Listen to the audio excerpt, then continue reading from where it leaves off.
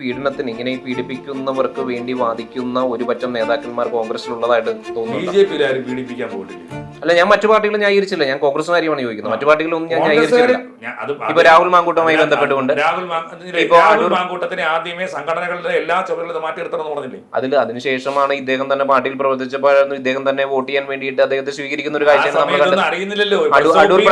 അതുവരെ പീഡകനാണെന്നോ അത്തരത്തിൽ പീഡിപ്പിക്കാൻ നടക്കുന്നോ ആരെങ്കിലും? അല്ല, രാഹുൽ മാങ്കൂട്ടത്തിൽ ഇത്തരം കൃത്യം ചെയ്തിട്ടുള്ള വ്യക്തിയാണെന്ന് അറിയാമല്ലോ, എല്ലാവർക്കും അറിയാമായിരുന്നല്ലോ. എന്നിട്ടും കോൺഗ്രസിന്റെ ഒരുപാട് പ്രവർത്തകരാണ് അദ്ദേഹത്തെ അണിയിച്ചു കൊണ്ടുവരുന്നത് ഇന്ന് ഈ രാഹുൽ മാങ്കൂട്ടത്തിന്റെ തെരഞ്ഞെടുപ്പിന്റെ വേളയിൽ. അതിനുശേഷം അടൂർ പ്രകാശ് ഉൾപ്പെടെയുള്ള അടൂർ പ്രകാശ് ഉൾപ്പെടെയുള്ള നേതാക്കന്മാർ എന്തുകൊണ്ടാണ് അദ്ദേഹത്തെ പോലും തള്ളിപ്പറയാൻ കഴിയാത്തത്? അതിന് സമാനമായിട്ടുള്ള നിലപാടാണ് പിഷാരടിയും ഈ കാര്യത്തിൽ എടുത്തത്. അതുകൊണ്ടാണ് ജനങ്ങളുടെ ഭാഗത്ത് നിന്നുകൊണ്ട് ഒരു രോഷ പ്രകടനം ഉണ്ടായിട്ടുള്ളത്. അതാണ് നമ്മൾ മുന്നോട്ട് പറയുന്നത്. പിഷാരടി അങ്ങനെ ഒരിടത്തും അഭിപ്രായം പറഞ്ഞിട്ടില്ല. പറഞ്ഞ കാര്യം പുള്ളി വ്യക്തമായി പറയുന്നു.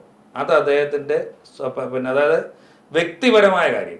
ആ വ്യക്തിയാണ് ചെയ്തത്, കോൺഗ്രസ് പാർട്ടിയല്ല ചെയ്തത്. അയാൾ കോൺഗ്രസിൽ ഇരുന്നു കൊണ്ട് ചെയ്യുമ്പോൾ, അങ്ങനെയാണെങ്കിൽ പലരും ചെയ്യുമ്പോൾ, ഇപ്പൊ ഞാൻ ചോദിച്ചോട്ടെ, ഈ പീഡനത്തെക്കാൾ വലുതല്ലേ കൊലപാതകം?